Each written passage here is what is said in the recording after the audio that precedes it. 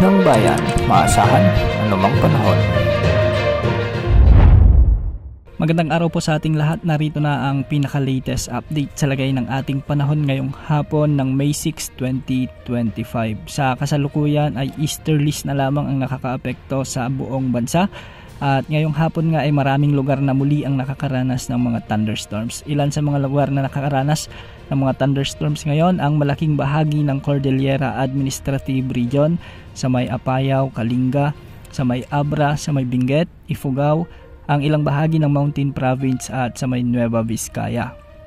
May mga pag-ulan din tayong nakikita mula sa ating satellite animation sa may La Union, ang ilang bahagi ng Pangasinan at Bataan, sa may Tarlac, ilang bahagi ng Nueva Ecija, sa may Bulacan at ilang bahagi ng Metro Manila. May mga pag-ulan din tayong nakikita dito sa hilagang bahagi ng Bicol Region at sa ilang bahagi ng Albay. Sa Mindoro Provinces, meron din tayong mga thunderstorms na nakikita dito at may mga pag-ulan din sa bahagi ng Palawan. Sa Visayas naman, makikita rin natin na may mga thunderstorms sa may Iloilo, sa may Rojas City, sa may Aklan at sa ilang bahagi ng Antique. Sa Negros Island Region, malalakas na pag-ulan din dulot ng thunderstorms ang ating nakikita, lalo na sa may northern portion dito. Magiging maulap naman ang mga kalangitan na may mga kalat-kalat na pag-ulan sa may Bohol at Cebu at ganitong panahon din ang inaasahan sa may Masbate.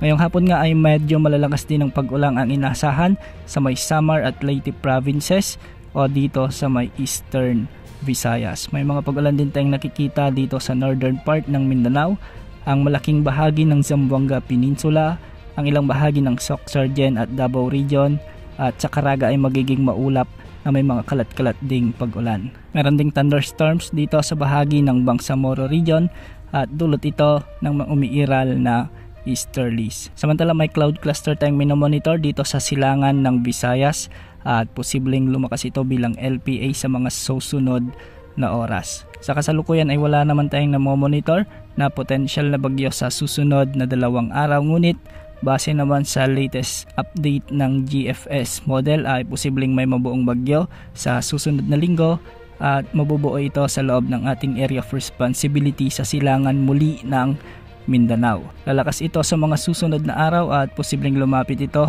sa silangang Visayas o dito sa silangan ng Bicol Region. Hindi naman inaasahang tatama sa kalupaan ang bagyong ito kung sakali mang mabuo. Samantala inasahan na 10 hanggang 19 na bagyo ang maaring mabuo o pumasok sa Philippine Area of Responsibility simula ngayong buwan ng Mayo hanggang Oktubre ngayong taon. Makikita natin sa inilabas na infographic ng Pag-asa ang mga climatological tracks ng mga bagyong dumaan at pumasok sa ating PAR mula taong 1948 hanggang 2015 at ang bilang ng mga bagyo na maaring mabuo kada buwan.